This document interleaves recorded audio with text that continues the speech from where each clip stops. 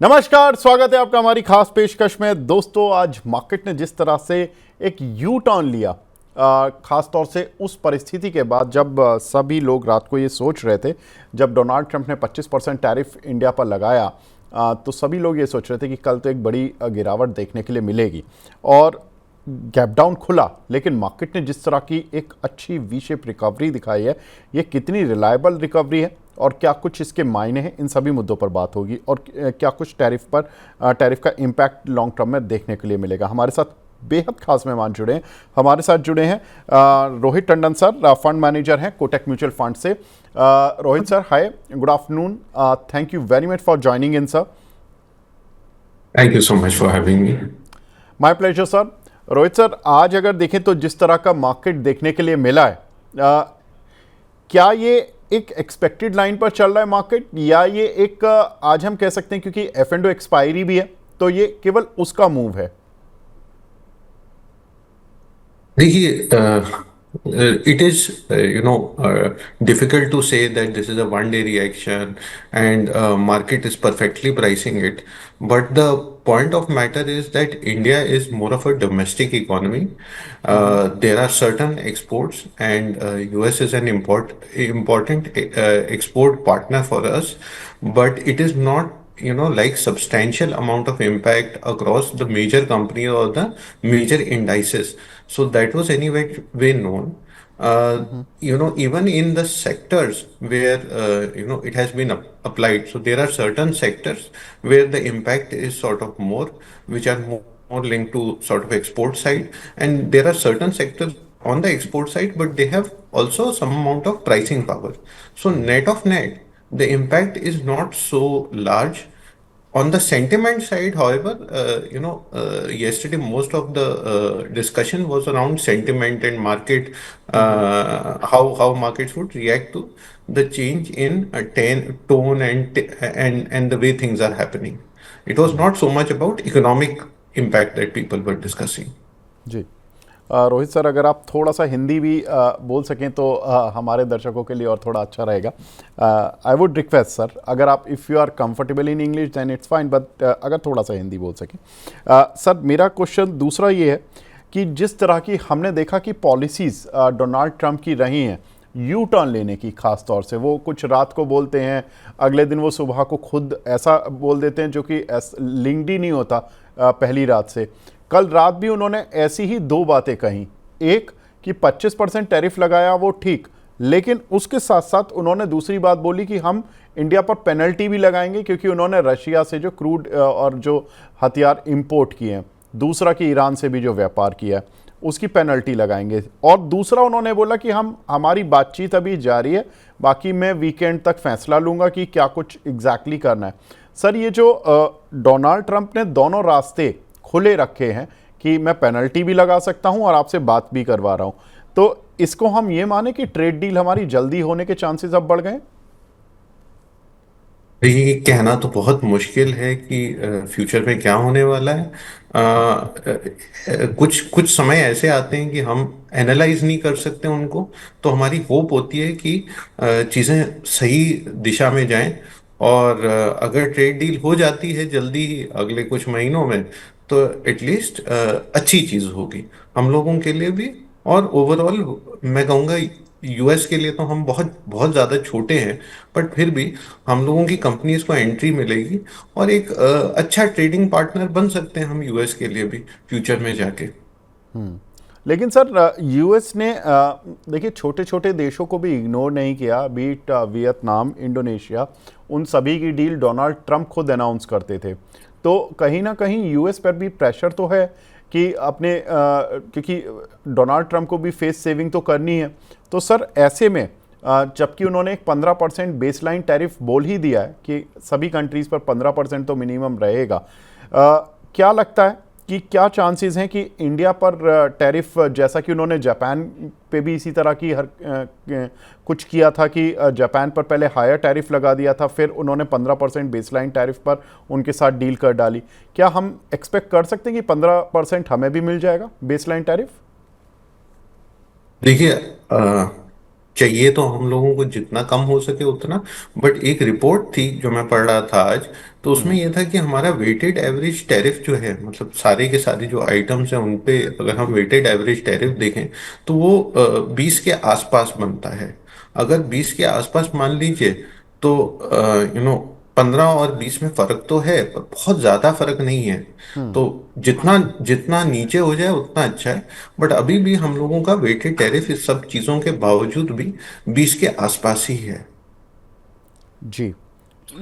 लेकिन सर जो हम पहले आइटम वाइज देखते थे, जो एक एक सेक्टर वाइज, तो उसमें यूएस हम पर कम टैरिफ लगाता था और हम यूएस पर ज़्यादा टैरिफ लगाते थे।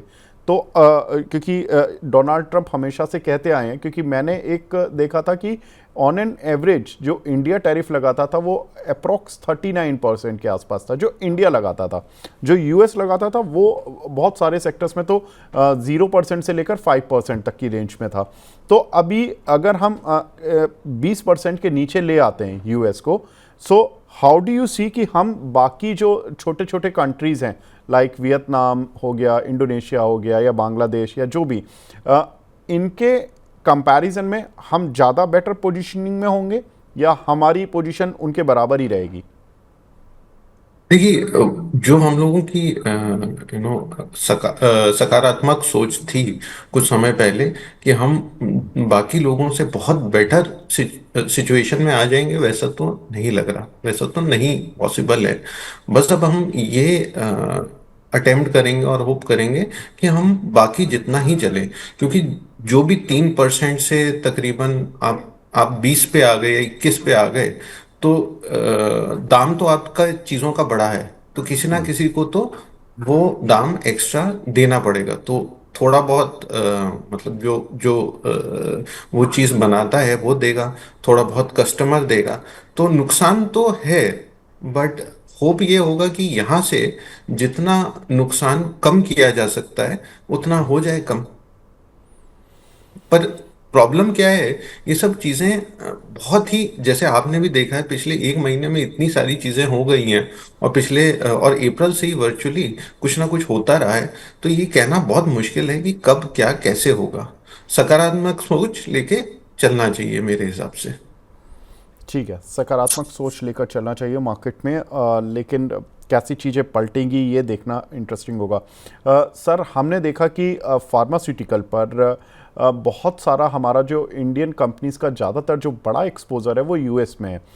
सेम केस आईटी के साथ है। आईटी में मेजर जो हमारी आईटी कंपनीज हैं, मोर देन 60% उनका जो रेवेन्यू आता है वो यूएस से आता है।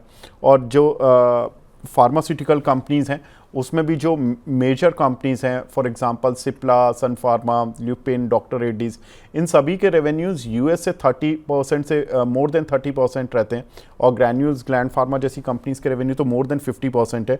ऐसे में सर क्या लगता है कि सेक्टोरल किस तरह से हमें बाइफर्केशन करना चाहिए कि इस पर्टिकुलर सेक्टर में ठीक है यूएस के साथ हमारे संबंध थोड़े से खटाई में हैं, या हम कह सकते हैं थोड़े से अभी फ़िलहाल अच्छे नहीं हैं, जब तक कि डील नहीं हो जाती, तो इन सभी सेक्टर्स में से किन पर सतर्क रहना चाहिए और किन पर हमें आराम से बिना किसी सोच के पोजीशनिंग बनानी चाहिए निवेश के लिहाज से? देखिए, हाँ, देखिए अगर हम बात करें तो मेजर जो हम लोगों के सेक्टर्स हैं, वर्चुअली 15% हम लोगों का जो एक्सपोर्ट होता है वो फार्मा से होता है, 20% के करीब इलेक्ट्रॉनिक्स से होता है, और एक और 5% के करीब हम लोगों का केमिकल्स के थ्रू होता है, 15 से 20% के करीब टेक्सटाइल्स का होता है। तो टेक्सटाइल्स वाला जो सेक्टर है वो थोड़ा सा ज़्यादा, उसमें प्राइस सेंसिटिविटी है, क्योंकि उसमें और लोग भी हैं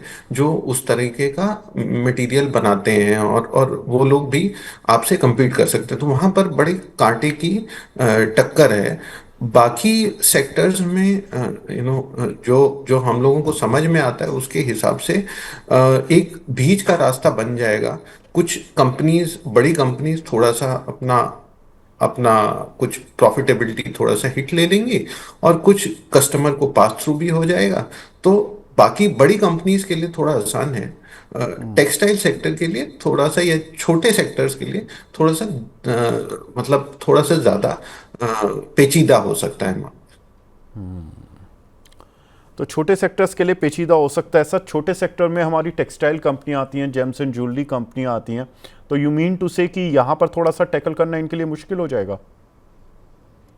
देखिए, टैकल करना पड़ेगा, क्योंकि जैसे आपने भी बोला कि 3% का 20% हो गया है पहले से अब तक।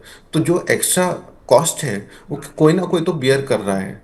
तो कंपनीज को कुछ हद तक बियर करनी पड़ेगी, उसमें कंपनीज की प्रॉफिटेबिलिटी पे थोड़ा इम्पैक्ट तो पड़ेगा ही पड़ेगा। कुछ कस्टमर बियर करेगा, कुछ कंपनी बियर करेगी, पर बियर तो करना पड़ेगा ना किसी ना किसी को, अनटिल एंड अनलेस आपकी डील फटाफट हो जाए। सर अगर हम 15 से 20% की रेंज में डील कर लेते हैं, देखिए 25% तो उन्होंने लगा दिया, लेकिन जब हम डील करने जाएंगे तो थोड़ा तो बार्गेन होगा और थोड़ा सस्ती भी होगी। जापान ने भी कर ली और बाकी देशों ने भी की थी, उन पर भी टैरिफ इसी तरह के लगा दिए गए थे, 25%, 30%।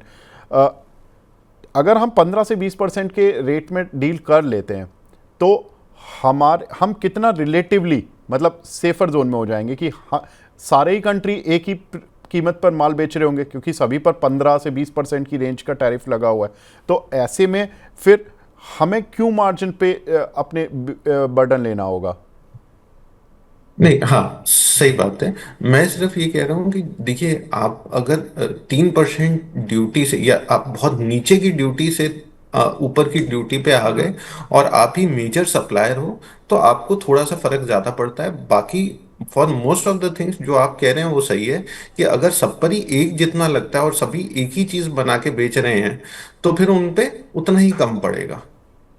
तो सबको ही मतलब उतना ही सॉर्ट ऑफ एफर्ट करना पड़ेगा।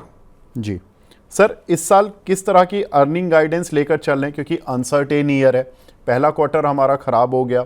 हमने देखा कि आईटी कंपनीज की जो गाइडेंस थी, टीसीएस ने भले ही लोअर लेवल की अपनी रेवेन्यू गाइडेंस बढ़ाई, इन्फोसिस ने भी बढ़ाई, लेकिन इनको पनिशमेंट काफ़ी स्ट्रीट ने दे दिया है। तो अभी क्या लग रहा है, मैं आईटी से शुरू कर रहा हूँ, आईटी पर आपका टेक सर? तो देखिए, as far as IT is concerned, ये वाला साल थोड़ा सा हीला हम लोगों को मतलब लग रहा है होते हुए।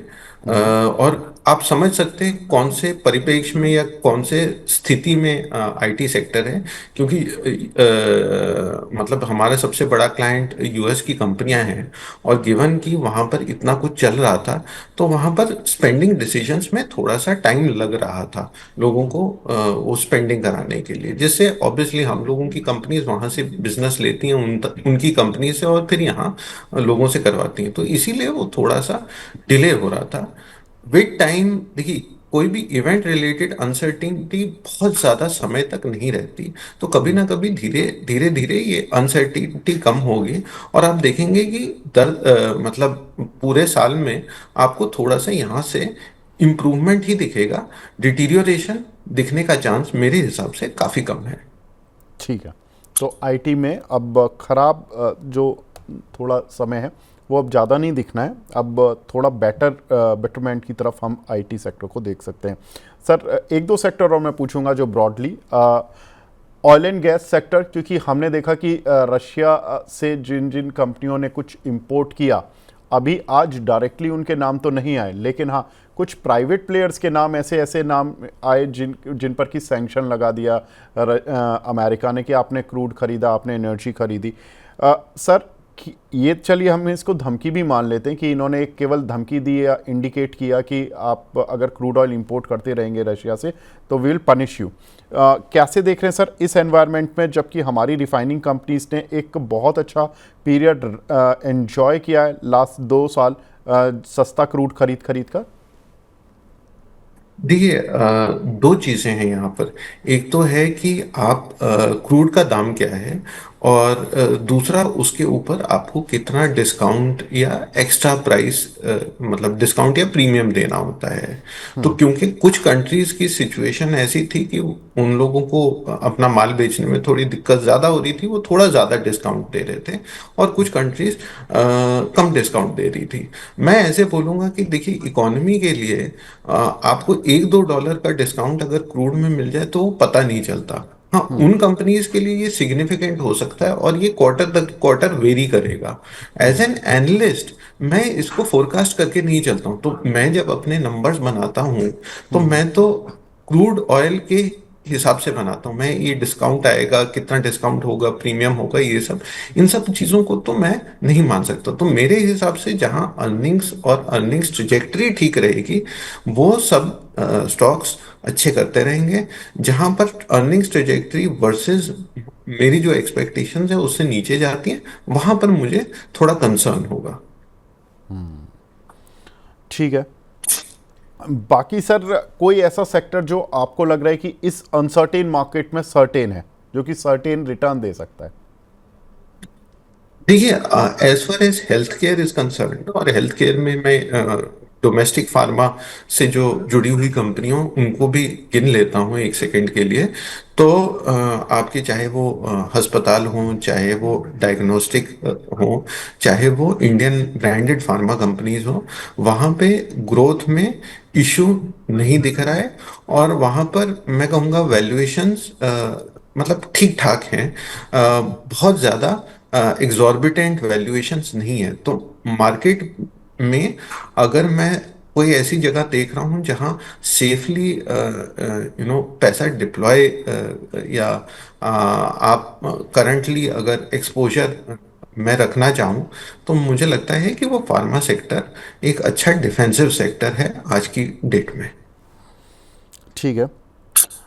Now come to your sir, आपका एनएफओ जो कि कोटेक एक्टिव मोमेंटम फंड आ रहा है, जो कि ओपन हो रहा है, ओपन हो चुका है इनफैक्ट, और ये 12 अगस्त को क्लोज होगा। सर, इस फंड के बारे में बताएं कि इस फंड की ज़रूरत कोटेक को बास्केट में अपने क्यों पड़ी, और क्या कुछ इसके पीछे ऑब्जेक्टिव्स हैं, और किस तरह के सोच के साथ आपने ये फंड लॉन्च किया है? देखिए, आपने अभी सवाल पूछा था अर्निंग्स मोमेंटम के बारे में, कैसा चल रहा है अर्निंग्स मोमेंटम। और आपने खुद ही बोला कि थोड़ा सा खराब चल रहा है ओवरऑल अर्निंग्स मोमेंटम। तो जैसे पूरे साल में लोगों के एस्टिमेट्स हैं कि तकरीबन 10 से 12% के करीब निफ्टी 50 की अर्निंग्स ग्रोथ होगी। और जो साइकिल हम लोग पहले देख रहे थे 6 से 9 महीने पहले, जहां पर अपग्रेड्स आते जा रहे थे, वहां पर अब या तो डाउनग्रेड्स आ रही हैं या फ्लैटिश हो गया है मार्केट। इस टाइम पे अगर इन्वेस्टर को ऐसे स्टॉक्स दिए जाएं जहां पे वो उन्हीं स्टॉक्स को चुने जहां पे कॉन्स्टेंटली अपग्रेड हो रहा है, तो वो स्टॉक्स अच्छा करेंगे, ऐसा पोर्टफोलियो अच्छा करेगा। इस आशा के साथ हम लोग ये नया एनएफओ लेकर आए हैं इन्वेस्टर्स के सामने। तो इसमें अगर मैं बोलूं, तो हम ये क्वांट बेस्ड फंड लेकर आए हैं जिसमें फैक्टर लगता है, और जो फैक्टर यूज होता है वो अर्निंग्स मोमेंटम होता है। तो आपका एक मार्केट कंसेंसस है, इन द सेंस कि सारे एनालिस्ट का हम लोग नंबर कंबाइन करते हैं किसी स्टॉक के लिए, और फिर देखते हैं कि उसमें वर्सेस आप जो नंबर लेके चल रहे हो उसमें पीड़ित मतलब क्वार्टर दर क्वार्टर हर 3 क्वार्टर्स में एक्सेलरेशन हो रही है, मतलब वो ऊपर जा रहा है, या डिसेलरेशन हो रही है, मतलब वो नीचे आ रहा है। और जो स्टॉक्स चलते रहेंगे वो उस ट्रेजेक्टरी में ऊपर की तरफ, उन लोगों को हम पकड़ते हैं, और जो लोग नीचे आते रहेंगे उनको हम निकालते हैं। तो इस परिप्रेक्ष्य में मार्केट के ये एकदम सही प्रोडक्ट हम लोगों को लगता है। तो सर, इसमें मतलब एक्सपोजर किस तरह का रहेगा? ब्लू चिप ओरिएंटेड ज़्यादा रहेगा, या इसमें मिड कैप स्मॉल कैप भी होंगे, और किस परसेंटेज के लिहाज से आपने क्या मैंडेट रखा है इसमें? देखिए, मैं इतना और ऐड कर दूं, कोई भी जो क्वांट फंड होता है या फैक्टर फंड होता है, उसमें अच्छी चीज़ ये होती है कि हम उसके बैक टेस्ट कर सकते हैं, क्योंकि रूल बेस्ड होता है। आप एक सर्टन रूल के हिसाब से स्टॉक सिलेक्ट करते हो, और वो स्टॉक एक सर्टन श्रेणी के स्टॉक्स, उनके बेसिस पर आप एक पोर्टफोलियो बनाते हो। तो उसकी वजह से हम इसको बैक टेस्ट कर सकते हैं। और बैक टेस्ट में जो हम लोगों ने पोर्टफोलियो देखा है वो 60% मिड कैप कॉम्पोजिशन का होता है और 40% वो लार्ज कैप का होता है। और इसकी जो रिटर्न्स हैं वो भी मतलब इसका जो इंडेक्स है उससे बैक टेस्ट में सिग्निफिकेंटली अच्छे रहे हैं। ओके, बिल्कुल सर। तो इसमें सर, इसमें कितने रुपए के हिसाब से मतलब मिनिमम फंड इन्वेस्टमेंट कर सकते हैं, क्योंकि जो हमारे रिटेल दर्शक हैं जो देखते हैं डेली बेसिस पर, उनके लिए कि कितने रुपए के हिसाब से इसमें एंट्री की जा सकती है? विवेक जी, एक्चुअली तो ये सब ये मेरे को ध्यान में नहीं आ रहा, मेरे हिसाब से 1,000 रुपये शायद मिनिमम इन्वेस्टमेंट होता है। बिल्कुल बिल्कुल सर, वो एक मैं देख लेता हूँ। सर, लास्ट सवाल इसी से जुड़ा हुआ कि जब हम देखते हैं कि अर्निंग मोमेंटम आप इस फंड में लेकर आ रहे हैं, तो अर्निंग मोमेंटम में एक चीज़ होती है कि एनवायरनमेंट भी हम देखें कि जैसे आपने बताया कि Q1 का एनवायरनमेंट इस बार थोड़ा सा पहले से ही हमें लग रहा था कि अनसर्टेन है। तो ऐसे में सर, कंपनियां चुनना 1 या 2 क्वार्टर के लिहाज से उस तरह से फंड चलेगा, या इस तरह से चलेगा कि हमें जहां पर long term earning, sustainable earning दिख रही हैं, तो ये लॉन्ग टर्म के लिहाज से चलेगा, या शॉर्ट टर्म जैसे कि क्वार्टर टू क्वार्टर हम देखते हैं उस तरह से चलेगा? देखिए, इसमें हम लोग क्योंकि ये क्वांट फंड है, और हम लोग अगर एक समय के लिए एक स्टॉक मतलब जितना लंबा करेंगे अपना रीबैलेंस पीरियड, रीबैलेंस मतलब कि एक मैंने आज एक टीम सेलेक्ट की, और फिर मैंने से साल भर बाद कोई टीम, क्रिकेट की टीम सेलेक्ट की, तो मैं बहुत ज्यादा इंफॉर्मेशन छोड़ के काम कर रहा हूं। तो उसी तरीके से अगर कोई फैक्टर फंड या क्वांट फंड होगा, तो मुझे भी अपने सिग्नल को हमेशा अपडेट करना पड़ेगा, क्योंकि जो हो सकता है 3 महीने पहले चला है वो अब हो सकता है ना चले, और उसके 3 महीने बाद ना चले। इंपॉर्टेंट चीज ये है कि जो जो भी कोई मल्टी बैगर होगा या जो बहुत अच्छा रिटर्न बनाएगा स्टॉक, उसका हमेशा ट्रेजेक्टरी ऊपर की तरफ जाता रहेगा, वो हमेशा अर्निंग्स मोमेंटम में रहेगा, और वो स्टॉक हमारा अ, कई रीबैलेंस पीरियड्स तक हमारे साथ रहा है, रहेगा।